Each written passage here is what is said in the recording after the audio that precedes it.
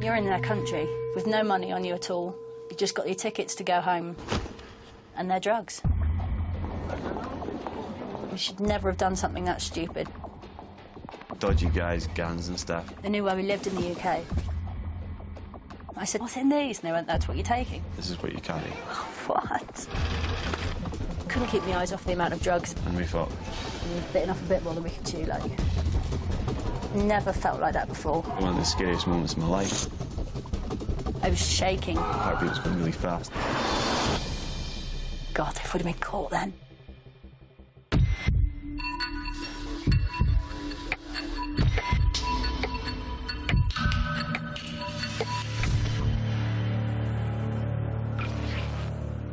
In Scotland, I was working for BT. I was on a call centre. It was a rubbish job. Getting bored of it. I was there for maybe 4 years.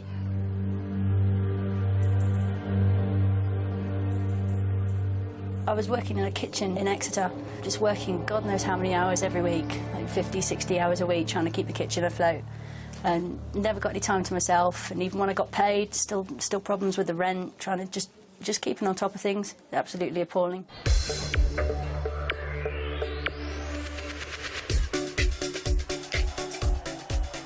Yeah, I just decided to live in Ibiza because the sun's shining constantly, everyone's happy, everyone's cheerful, and it's not the UK. Party, happy times, nothing like the UK.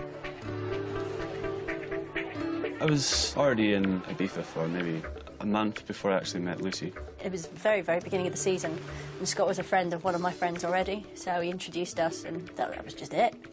She pulled me. He moved into my house that week, and yeah, together ever since, man. Spent the whole season together, working. Yeah, he just never went home. Bless him. Me and Scott had known each other about 5 months before we got arrested, I think.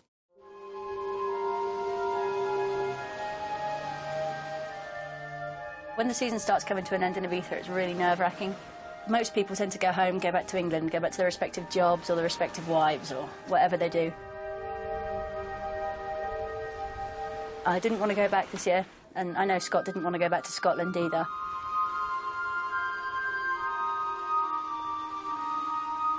In Ibiza, it's a complete ghost town after September. We didn't really want to stay in Ibiza for the whole time, you know what I mean? Lucy done it before and says it's really boring.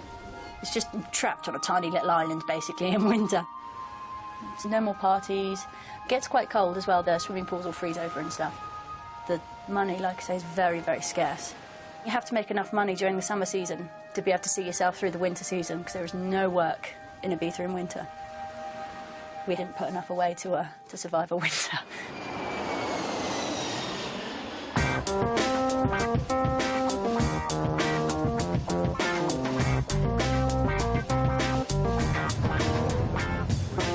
We got 2 cheap flights, got to Amsterdam, booked ourselves into a hostel. You know, they do tiny little, like, pensions like they do in France, like, really, really cheap. We paid for the hostel for 5, 6 days. But this should be enough time for it to actually find some work. We were just going into every bar we could come across. It looked decent anyway. We're just trailing around bars, and seeing if we could actually find some work. Just going in, sitting down, having a few beers, chatting to people, going on to the next one, having a few more beers. It was an excuse for, like, an extended pub crawl, but job hunting at the same time. Yeah, it was good.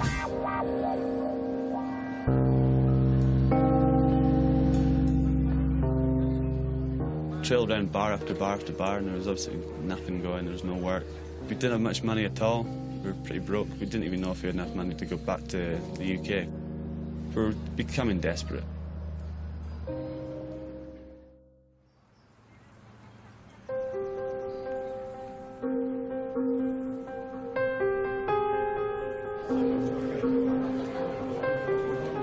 We went to a bar that we'd been to many times before. Like, we'd actually asked for work and stuff. There was no work there. I remember sitting at the bar with Scott. It's a dark, smoky little, proper little, small, dark, dingy Amsterdam bar. A guy came up to us. Just a guy we didn't even know. Came up to us, bought us a couple of drinks. A Dutch guy.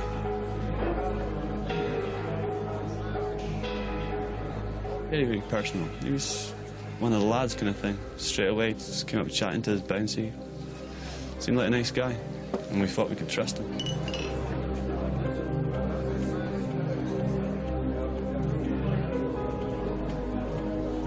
He said, I've seen you walking about looking depressed with no work, and I've possibly got some work for you. And he said, it's not exactly legal. If you're interested, there's a way you can make some money if you're really up for it. And me and Scott both went, come on, tell us about it, please. Sounds interesting. He said, you've got to go over to Costa Rica and bring back some marijuana. Maybe 2.5 kilos each of cannabis. Me and Scott were both, I don't know, not quite sure, man, sounds a bit dodgy. He was very persuasive, and he says... Go over to Costa Rica, all expenses paid for a 2-week holiday. Stay in a hotel of his choosing. They'd get in contact with us on the first evening, leave us alone for the rest of the holiday. They'd deliver us some blocks of marijuana.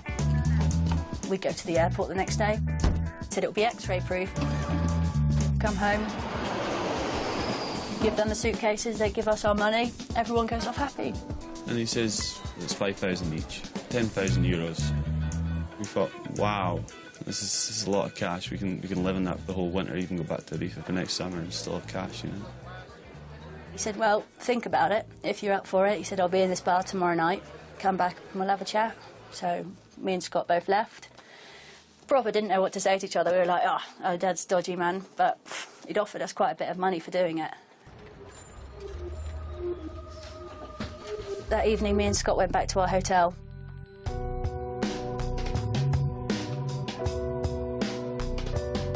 We were actually broke, so we were actually panicking a little bit. Like, we didn't know exactly when we get back to the UK.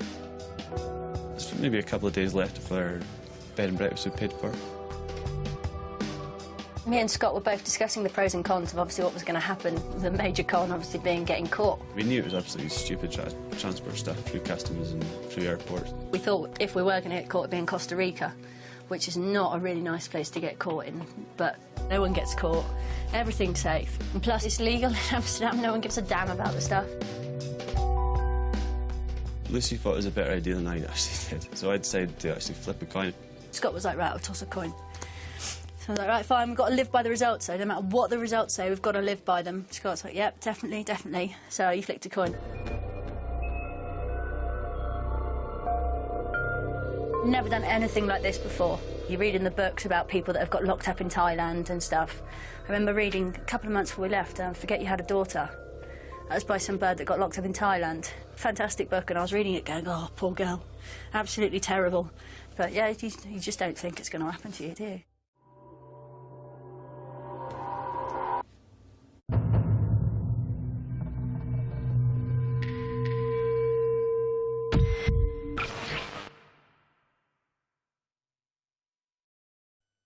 People of Britain, challenge Churchill to give you a better home insurance deal. Home insurance? Oh, yes. OK, can you guarantee to beat the renewal price on my home insurance? Oh, yes. Can I make a claim without filling in any forms? Oh, yes. Can I have your autograph? Oh, yeah, steady. Come on, homeowners, challenge Churchill. Yes.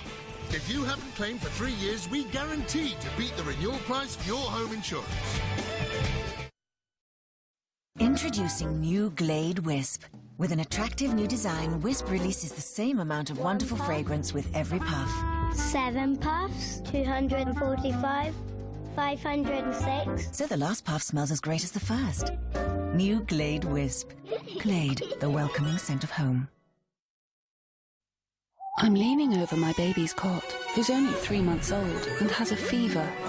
So I've given him some Nurofen for children, which works where it's needed, with his little baby thermostat, helping reduce his temperature, so he'll feel okay. Nurofen for children. Nothing reduces fever faster or for longer.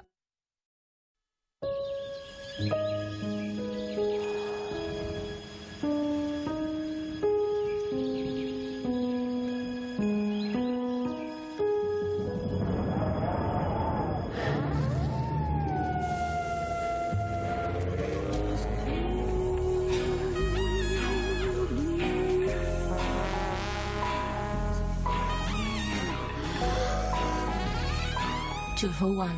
at Specsavers. To unblock plug holes, don't use bleach because it's just too thin, even the thick ones. But Mr. Muscle's Sink and Plug Hole Unblocker is a very thick gel, so it sinks through the water and clings to the clog to clear the blockage in no time. Mr. Muscle's Sink and Plug Hole Unblocker loves the jobs you hate.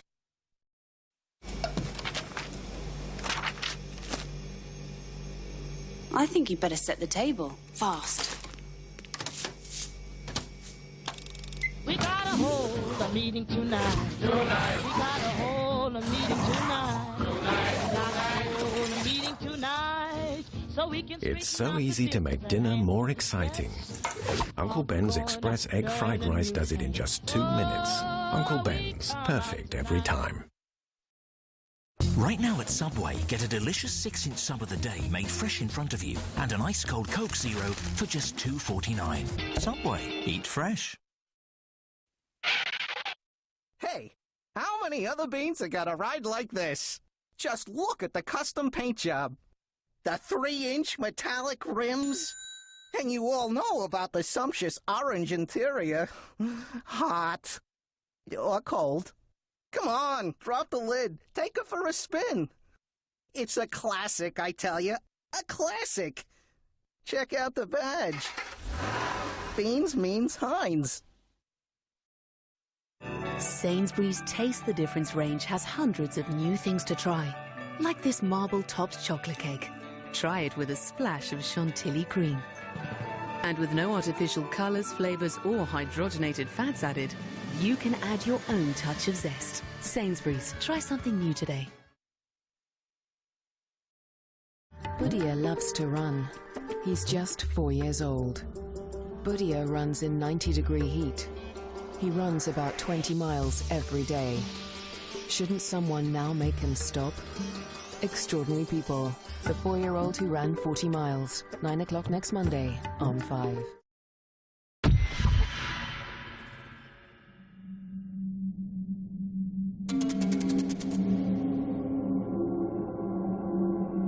At that point, we were actually broke. We didn't know exactly where we were going to get cash from. We didn't know how we were going to get back to the UK.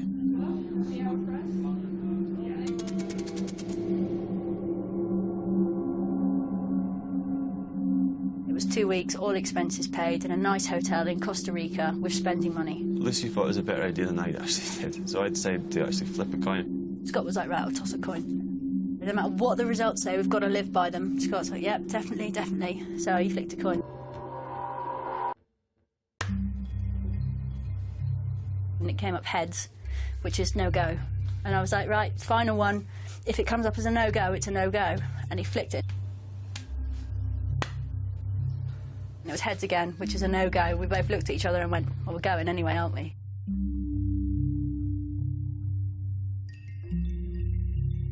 Yeah, totally ignored the coin toss. I convinced myself, well, a few beers, a few vodkas, and it was... that part of my head just kind of took over and says, let's do the job.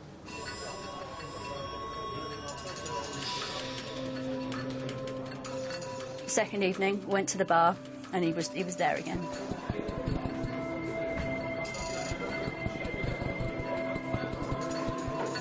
Said if we thought about it. And me and Scott both said, yeah, please. We're both very interested if you want to explain to us in full detail, which he did. He said, I pay for your tickets and everything. You go over to Costa Rica and stay in a place that I tell you to stay. He said, you'll be contacted over there, and these guys will give you some blocks of marijuana. He said, I expect you to bring them back to Amsterdam, and you'll be paid as soon as you get back, and end of story. We were curious. He was like, well, how are we going to bring it back then? And the guy said, there's no problem going through customs. He said, it'll be X-ray proof as well. Once you've got out of Costa Rica, he said, you're home free. No problems at all. And he actually said that the same job had been done back and forth, no problems. The Costa Rican guys had done it, and they hadn't been cut. We're a British couple. Nobody would suspect us. We thought, well, yeah, let's go for it.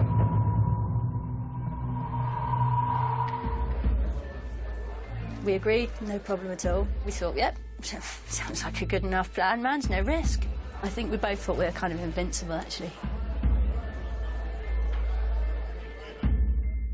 He took photocopies of our passports and everything, so he knew where we lived. He knew all the information about us. We knew where our family stayed, and he said that was perfectly normal. So we knew we couldn't jump out of it in the last minute and stuff. He turned round, gave us our tickets and said, "You're flying out tomorrow." And we were like, wow. And you got to remember, we didn't know what we were going to do for the winter, man. This was a 2-week, all expenses paid holiday to Costa Rica, man.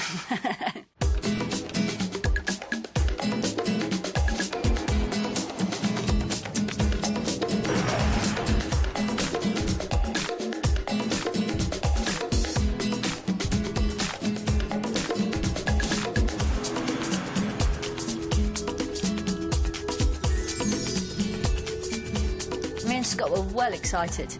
It's like being little kids again, doing something really bad.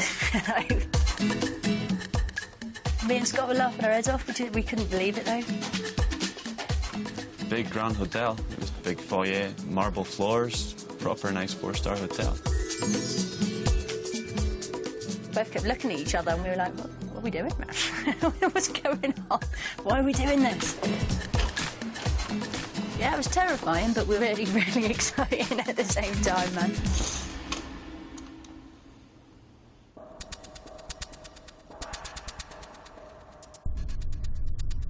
We were told when we were in Amsterdam that on the second night, someone would introduce themselves. We knew we had to meet the guys to show that we'd actually got there and that we were ready to do the job. They said to us, if you go out at all on the second day, wear a cap. There's going to be people around, and if they see you wearing a blue cap, they'll be able to recognise you more easily. So when I left the house that day, I had to wear a blue baseball cap.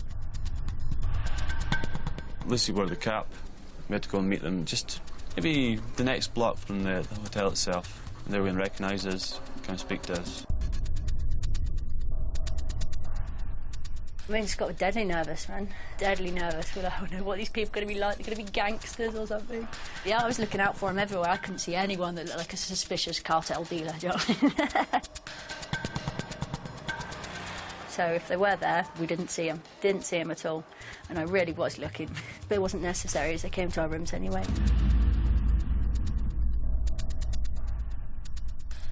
They left a message in reception for us. They were going to make contact again. We were told someone would come to our rooms and introduce themselves, and that's what happened.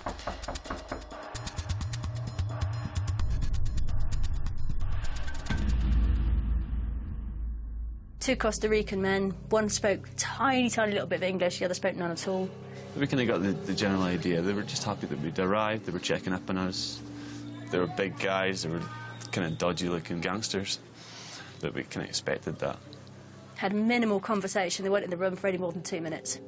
Said, have a nice holiday. We will be watching you occasionally. We'll be back on your last night. And then left again. Everything was as planned, as we'd been told. And there was absolutely no problems and no hitches, and we thought everything was good as gold.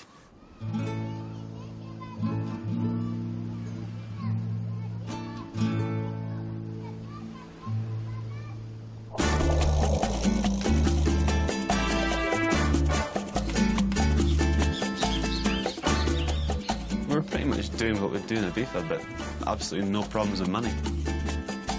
Went shopping a lot. Costa Rica's got a fantastic shopping strip.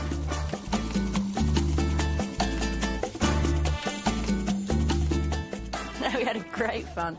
Really enjoyed ourselves. Really did.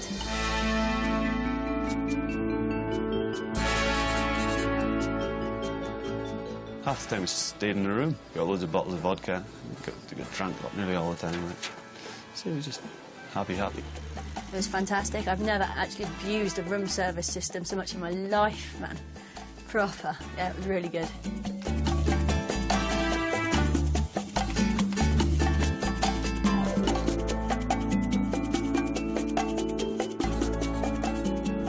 The whole holiday, we managed to put the actual reason we were there out of our mind. We just took it as a 2-week holiday, yay. It was like a kind of unspoken agreement. We didn't discuss it once we were on holiday. We were on holiday to enjoy ourselves, man. We didn't discuss the situation at all. It was always niggling slightly at the back of your head, like, always. But we were there. We were going to do it. We might as well take advantage of the situation. There's no point sitting in the room moping and being all scared and nervous, because otherwise what's the point in being there, do you know what I mean? we get back from doing something or going shopping or something, we'll both be like, oh, we know why we're here. It's always at the back of your mind niggling you.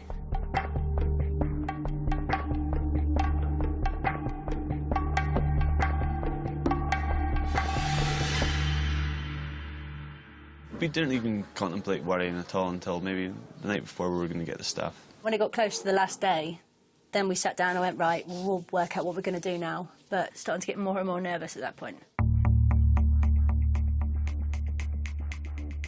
So we were obviously pretty nervous that day. Like, we knew it was the last night and we knew we had to do the stuff and we had to do the trip the next day. We thought there'd just be like a couple of little plastic bags that we'd be putting under our clothes and suitcases and stuff. So we knew we had to meet the guy.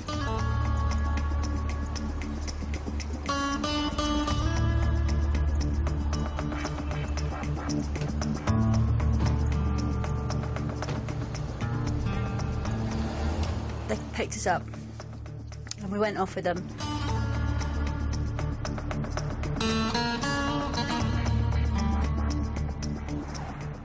And just street lights passing by, and I just looking at Scott.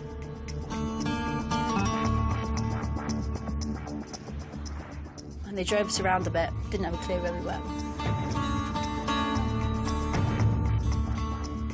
We were both in the back, and they said the bags are on the floor. And said, right, there's two suitcases there, they're yours. And we tried to lift them up, and they were really heavy. And the guys were like, well, I said to the guys, what's in these? And they went, that's what you're taking. And Scott picked up the other one, and we both looked at them. We obviously said, this is way too much. This is a hell of a lot more than 2.5 kilo each. And is it still supposed to be disguised as holiday knickknacks, etc.? And they were just going, this was the deal from the start. This is what you're going to be carrying. This is what you carry.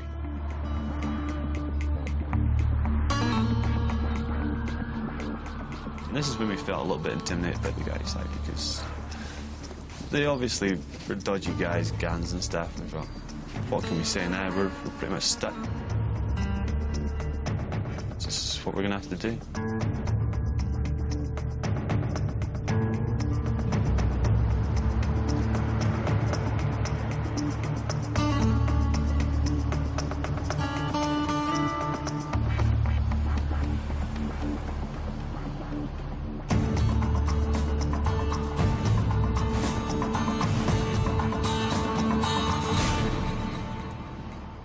After we left the car, we thought, whoa, we've been conned here, what are we going to do now?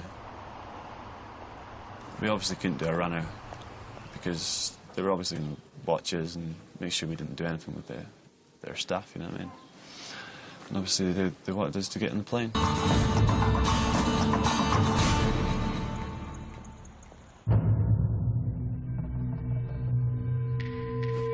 Got the cases into the hotel, and I was like, right, we best get our clothes in, basically, get packed. When we opened the cases, and there was just briefcase after briefcase after briefcase after briefcase. And me and Scott were like, well, it's not supposed to be that much. We didn't want anything to do with it at all.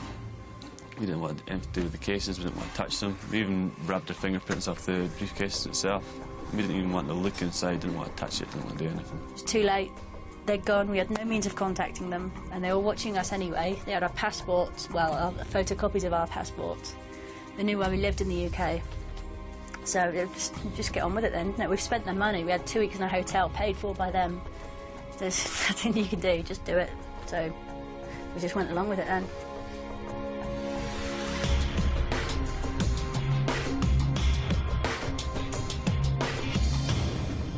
I've never felt like that before. It's totally, there's nothing you can do. When you're in their country, with no money on you at all, you've just got your tickets to go home and their drugs. What can you do? It took hours and hours trying to pack it, because there was a lot of stuff, wasn't it? It was 2 briefcases, and they said that you've got to keep them in the briefcases as well. There was no option in how we packed it.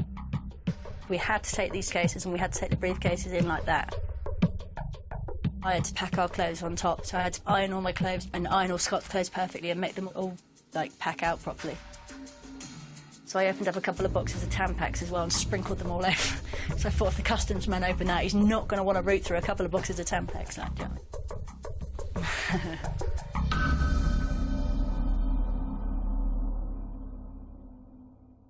It's definitely very much out of control from the moment they gave us the suitcases, and we realised bitten off a bit more than we could chew, like.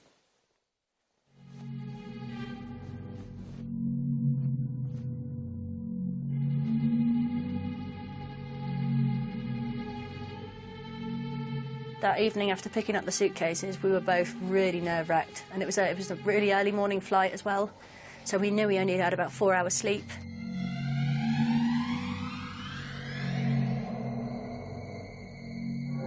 Yeah, just tried to get our heads down just for a few hours. We didn't sleep very well because it was just pure nerves. It wasn't easy, man. It was a proper bit of 4 sleepless hours.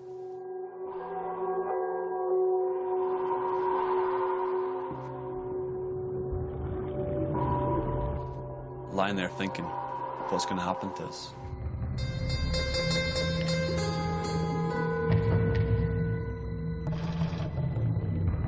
We can get caught in customs, or we can get our bags searched. What's going to happen?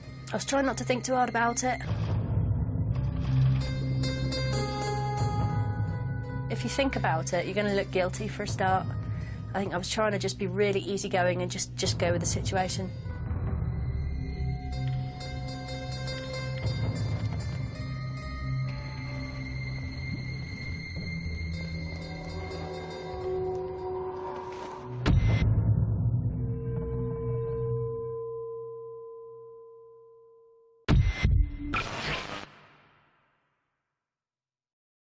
People of Britain, we urge you to challenge Churchill. Challenge Churchill?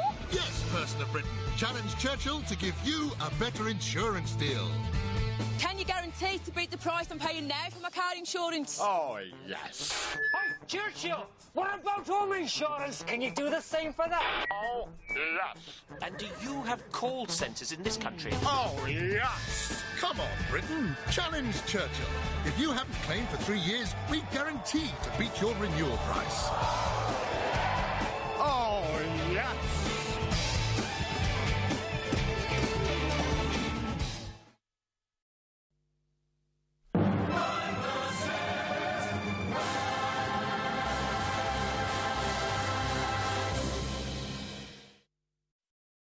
Stand by.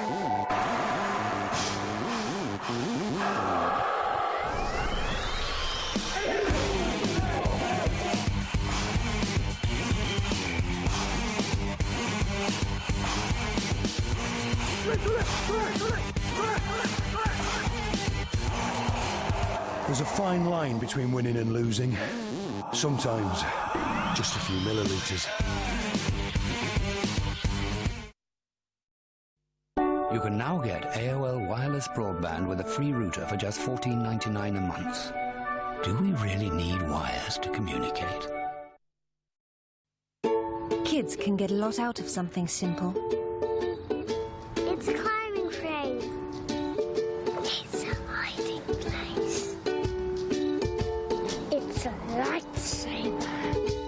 And there's nothing simpler than the single grain of rice we use to make each Rice Krispie. It's a lookout. It's a poo stick. Kellogg's Rice Krispies. The simpler, the better.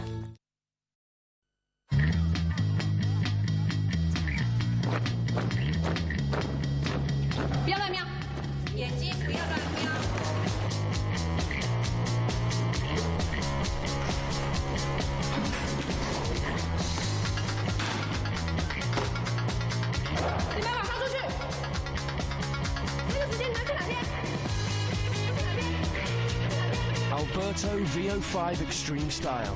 Break the mold. What I want is to really get rid of bad odours. What I like is when it smells fresh and clean. What's so important is that Oust doesn't just mask bad odours. For me, it's Oust, definitely. Oust really works. Thousands of people have voted Oust Product of the Year. Don't just cover up bad odours, get Oust. And for your bathroom, the Oust Mini Spray. It's just perfect to get rid of those nasty bathroom smells. SC Johnson, a family company. It's got to be tonight, right? It's got to be tonight. Did you know that thousands of men are impotent because they smoked? Probably not, because they don't like to talk about it. Every cigarette you smoke causes fatty deposits that restrict the flow of blood to your penis. And this damage is happening right now. For help and advice on giving up, call 0800 169 0169.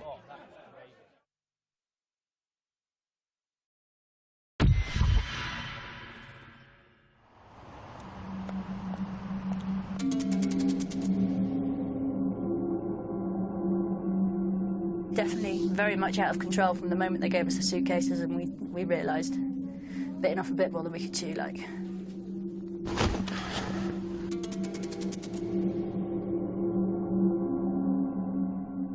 This is way too much. This is a hell of a lot more than 2.5 kilo each. I mean, Scott were like, well, it's not supposed to be that much. And they were just going, this was the deal from the start. This is what you're going to be carrying. This is what you carry.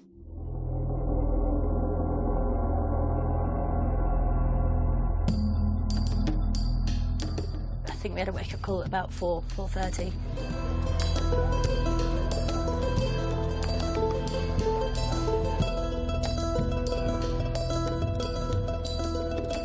Literally got ready, flew around the room, got everything together, showered, changed, straight into a taxi to the airport.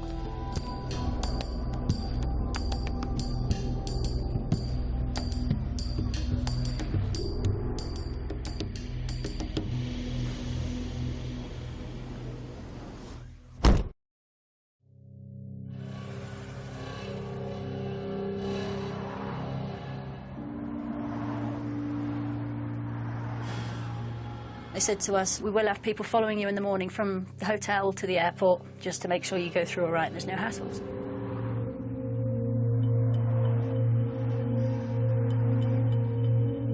Could have been just hyped to get us to the airport. But at the end of the day, we did have a hell of a lot of their drugs on us.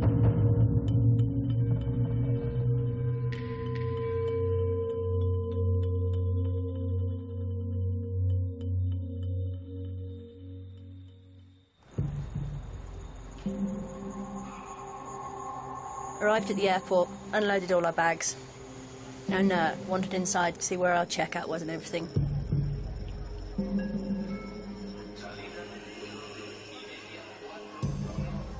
The flight was one big long stand, and right at the end you had two customs men stood there with a table, and they were just picking up suitcases, going through every suitcase. We both realised that this could be a problem. A big problem. Oh no, what are we going to do? They're checking all the suitcases.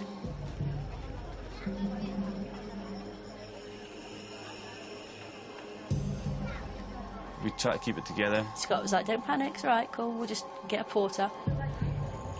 We called a porter, and the guy put all our 3 suitcases on the luggage trolley.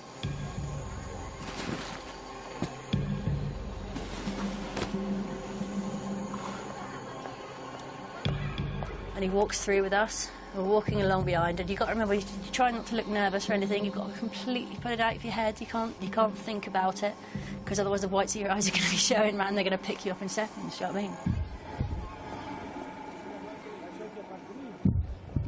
The heartbeat was going really fast, and we were sweating a bit.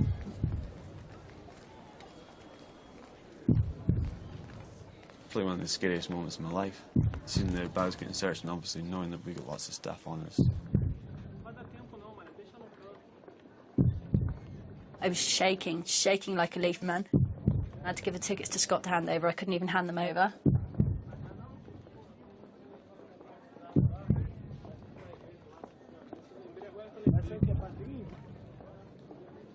And we thought, if If it happens now, it happens then.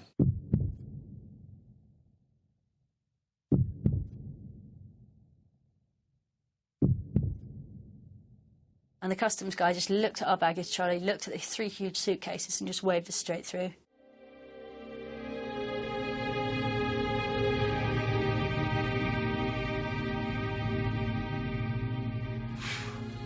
This is it. We've passed it.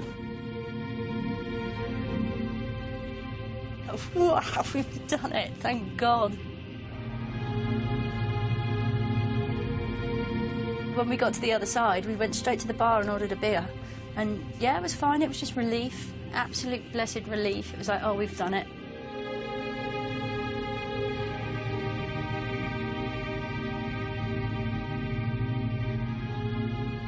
The bags were going to be put straight through Amsterdam. We'd never see the bags again. We thought, we've gotten away with it. We were absolutely delighted. Both of us sat down and talked about it. We should never have done something that stupid. It was ridiculous. I mean, it was the handing of the tickets that made you really think, God, if we'd have been caught then. And seeing the customs guys, you know.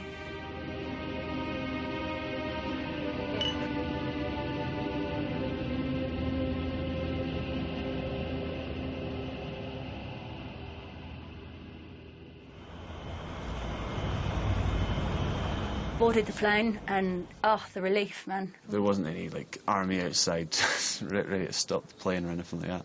We thought to ourselves, this is it. We're absolutely delighted. We've gotten away with it. And we were sitting on the plane from Costa Rica to Mexico. We were like, we've done it. Oh. Yes, this is it. No problems at all, we've got away with it. There were big smiles on our faces, but obviously we were trying to keep a straight face.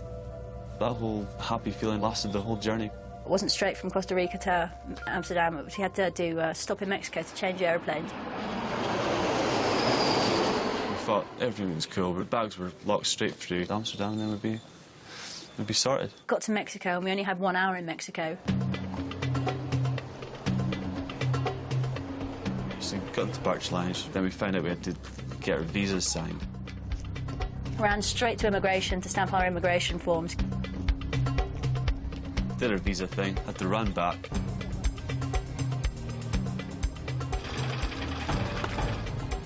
By the time we'd done that, that was an hour.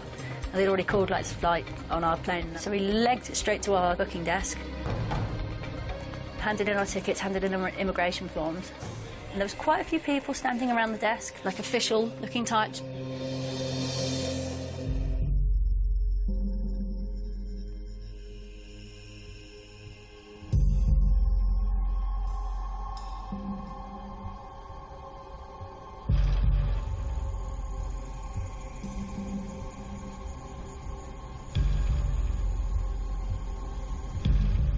Walked up the gangplank towards the plane.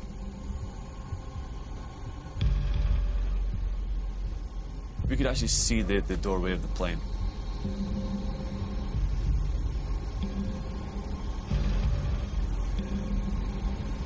And I had 1 foot on the aeroplane itself. Oh, here was Baker. Baker.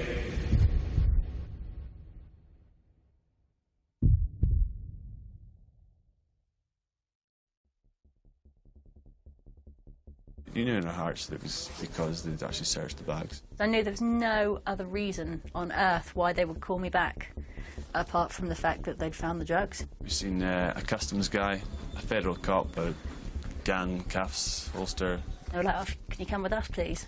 And I was like, oh, the plane's going to go, can we come back, what's going on? They said, if you'd like to follow us, please. I was like, but my plane, you won't follow us.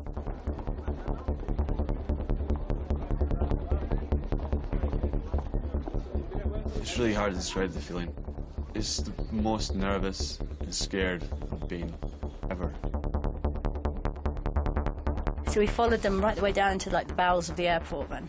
All the way through these little rooms and passages and through past all these x-ray machines until came to this one room.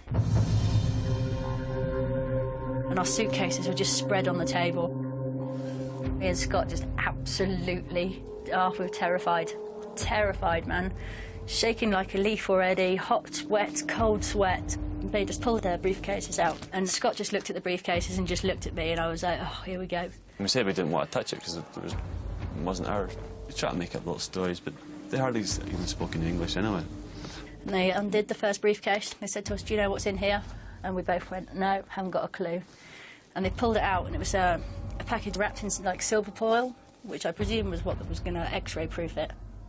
One of the briefcases had packs in that weren't silver foiled, and it was just pure white powder. I mean, Scott just looked at each other and went, oh, no, we're really in trouble, man.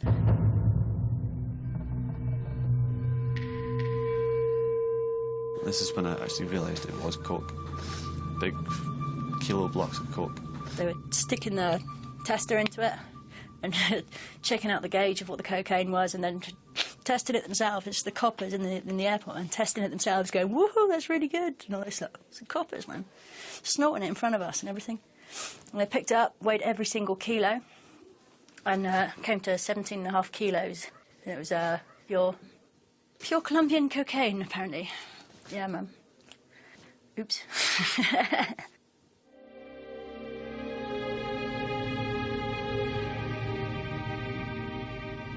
I was in shock, proper. I didn't know what I was feeling. Me and Scott didn't say a word to each other, and we just sat next to each other. Couldn't keep my eyes off the amount of drugs there. I was still shocked. I was like, what?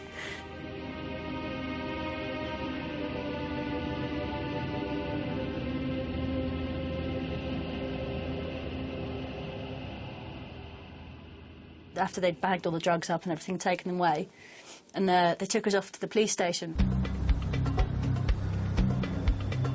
And they took Scott and me off separately. We were pretty much pointed by a machine gun to the vans outside. And they had an M16 pointing us at all the time. Sirens going, really crapping ourselves at this point. Huge great guns, man, huge. Pointing them everywhere. I was like, don't point that at me. We were just going, tranquilo. We're not going to run. And they just drove us off to the police station, but we were in separate jeeps.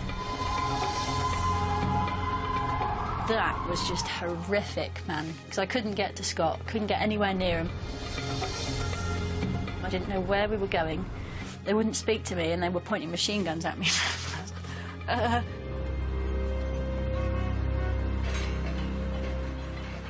We were taken directly to the main police station, and we were taken to this detective.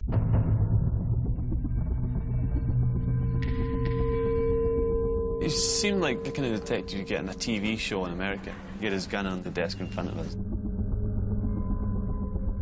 We never even thought about any kind of storyline, what we were going to say if we actually got caught, because it would make us more nervous actually doing the job itself. We were that confident we weren't going to get nicked. We were just going to deny all knowledge. We stuck with the story at first of the stuff being planted bait. And this policeman spoke English a bit, and he started chatting to us, and he was like, look, he said, I know this route. It's been done so many times before. I know this kind of packaging. It's been done so many times before. You can say what you like, but it'll be a hell of a lot easier for you if you just admit it. He said, you admit it, and you'll probably get 10 years. You start playing around and acting like fools and tell us loads of rubbish. He said, you'll probably get 20.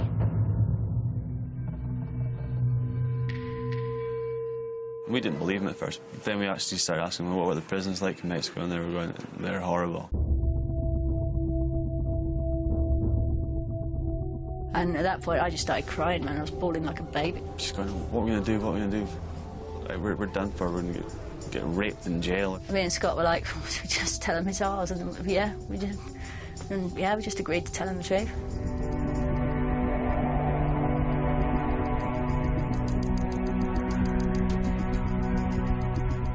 Just admitted it. There wasn't a lot, really, we could have said otherwise, you know what I mean? So...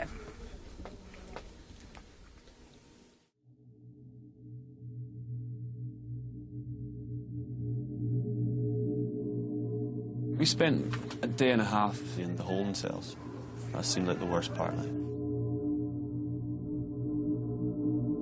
didn't know what was going to happen. Were we going to see each other again for 10 years? We didn't know anything.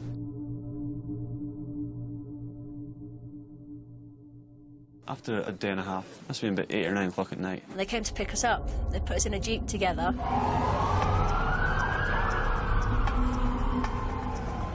They had me handcuffed, sitting on the floor. But after maybe 10, 15 minutes, they took my handcuffs off and let me sit beside Lucy. The guards in the Jeep with us were like, yeah, sit on your boyfriend's lap, sit next to him, you can kiss him, it's going to be the last time you see him for ages. We didn't know what was going to happen then, we didn't know if we were going to see each other again. So I gave Scott a kiss goodbye and I said to him, keep trying to phone the embassy, just nag everyone until you can get through to the embassy and I'll do the same thing and I'll see you as soon as I see you, basically.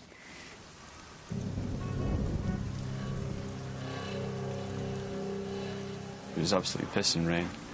It was starting to get soaked already.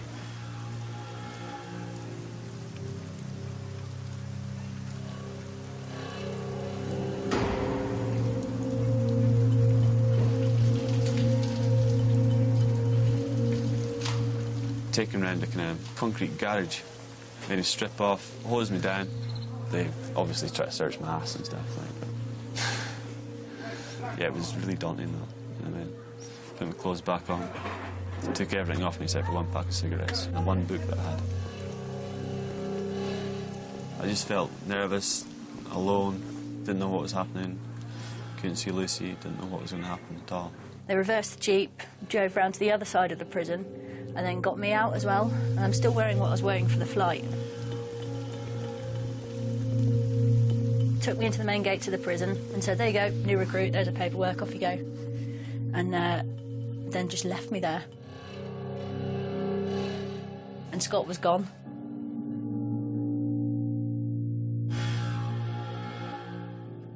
And it must have been about 11, 12 o'clock at night. They just opened the cell door, pushed me in, shut the cell door and walked off again. Didn't have a clue what was going on. I didn't know whether I was going to be there for years. Didn't know where Scott was. Didn't know what was happening to Scott. And didn't know what was happening. It was an absolute nightmare. Proper.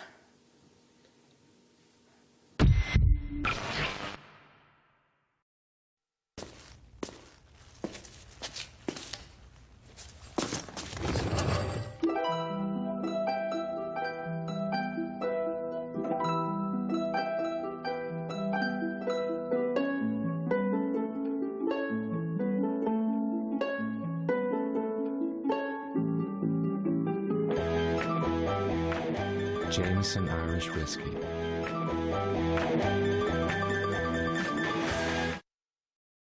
If you had a remote that controlled your universe, what would you do? Let's slow things down for a better look. Cool. Click. We are mining for pot noodle. Only 5% fat. Much lighter than you think. Tesco Sport for schools and clubs. It's going really well. For instance, last year in Yorkshire they collected enough vouchers for over 2 million ping pong balls. 250,000 tennis balls. 13,000 footballs.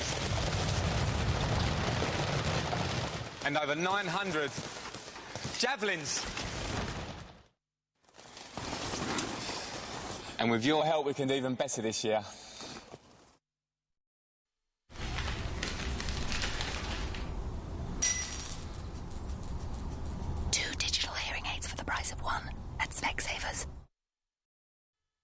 Oh, great, a spot! It'll never go down before the party tonight. Just use this. New Clean and Clear Advantage Spot Treatment Gel works so fast that it could start to reduce redness and spot size in just 8 hours. New Spot Treatment Gel. Clean and clear and under control. And now add new treatment cleansing wipes to your daily routine. For all those who like to enjoy life, we've created new Adares.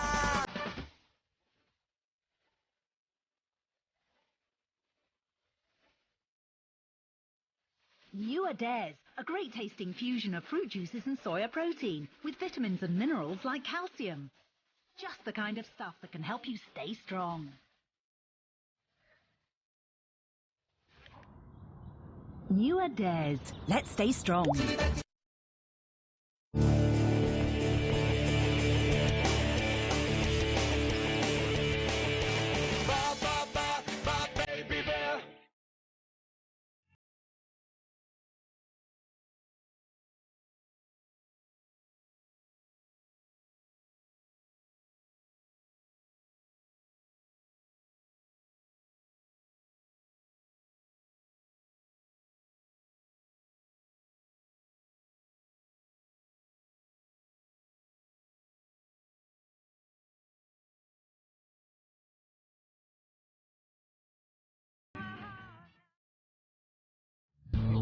experts have spent years working with the Royal Botanic Gardens at Kew to bring you Botanics, a range of plant-based skincare that you won't find anywhere else.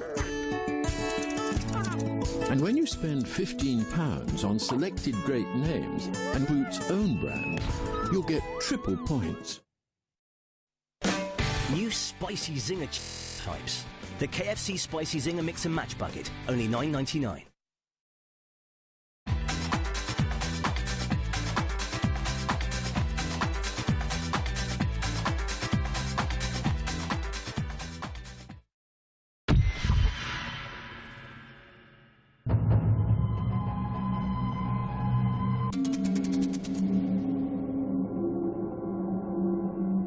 The detective said you're looking at least 10 years. We didn't believe him at first. We went, oh, no way, no way. And then we actually started asking them what were the prisons like in Mexico, and they were going, they're horrible.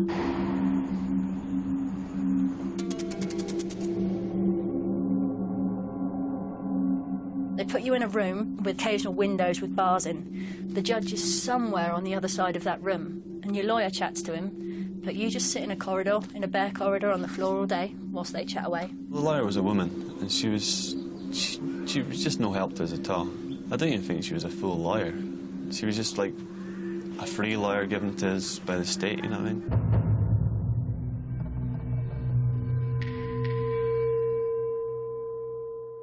Yeah, it's about 10:30 in the evening, and I was sitting in my room, and I knew the sentencing was due any time. But I got a call to Rica, which is the office building in the prison, and I went up there, and there was just one lawyer stood there with a piece of paper which just said, "You've been sentenced to 10 years." And that's it. Sign on the line, that's it. Sign on the line and that's your 10 years, man. Yeah.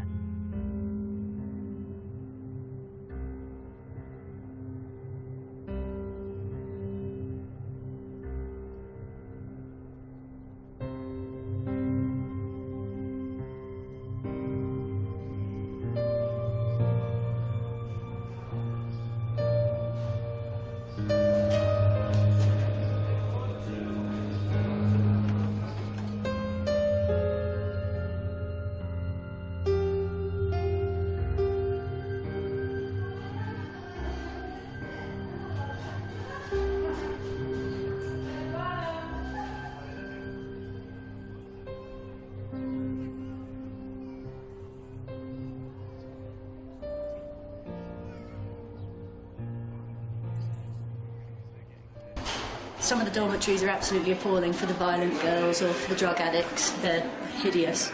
But this one and Dormitory G next to me, they're for very relaxed, no problems on your record people. This is my bed. It's a total mess at the moment. There's Catalina relaxing on her bed. No, you're not.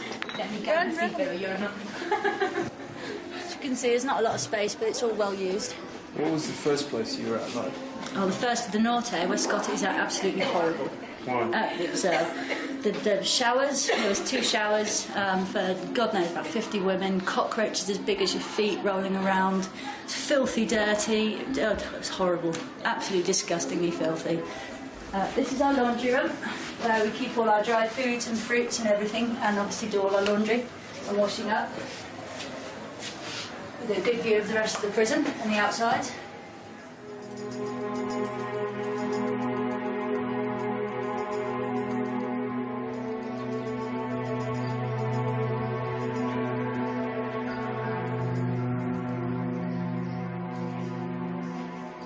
Terry's bed, Marcos's bed, Ping Pong's bed. The toilet, usually got a curtain up, but the curtain seems to have fallen down.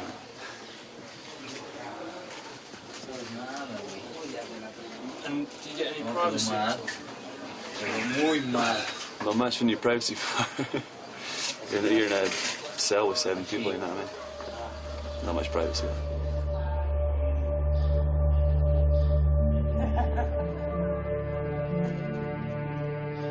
I transferred to this block because it's a protection dorm, a lot safer, less robbing, less fighting. Obviously a better environment to be in. People are going for shit in the shower block and stuff. People are pissing in the hallways. The place just stank all the time. Tramps and stuff, walking about. Looked like they were full of disease. At one point I got my My trainer's rubbed off my feet. Spend my days here, sleeping a lot, reading a lot, talking to my roommates, eating. Nothing much else.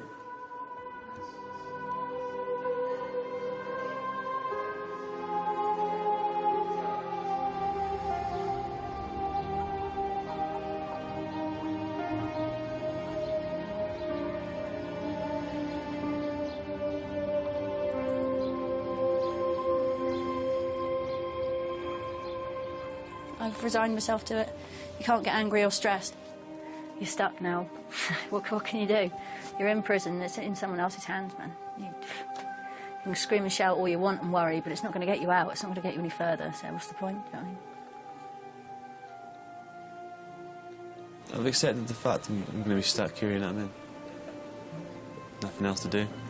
Just spend each day, day by day, and just get through it, man.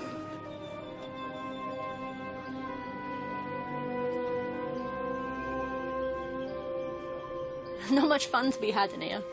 They stick me in a room with hundreds of other females, and no pub and no beach and no fun to be had anywhere. Yeah, that's prison, man. Yeah, definitely kind of curbs your fun side.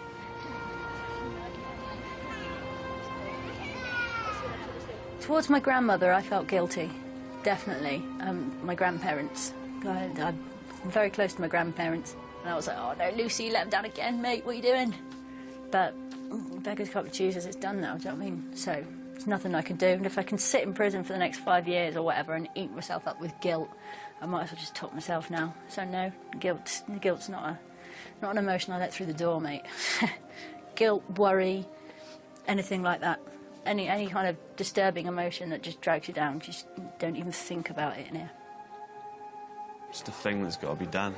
We've got to stay here, we've got to be jailed. Just did a stupid move, and paying the price for it.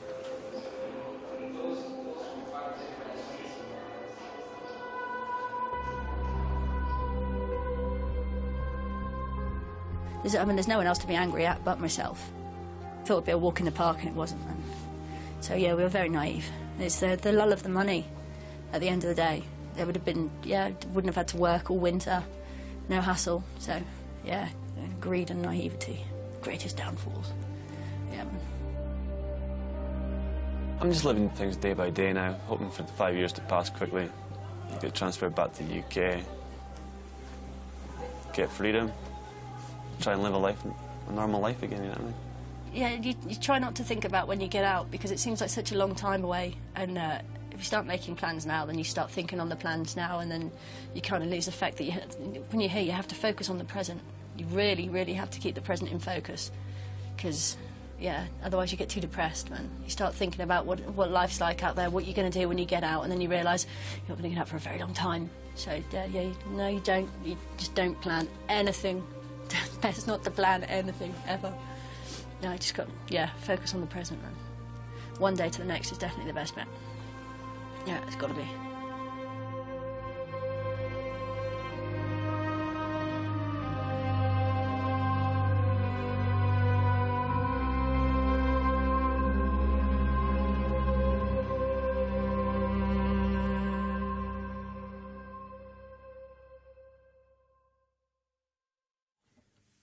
Well, the moment of truth has arrived. The theme night is about to happen, but will it be a disaster or not? Find out in Trust Me, I'm a Holiday Rep in just a moment.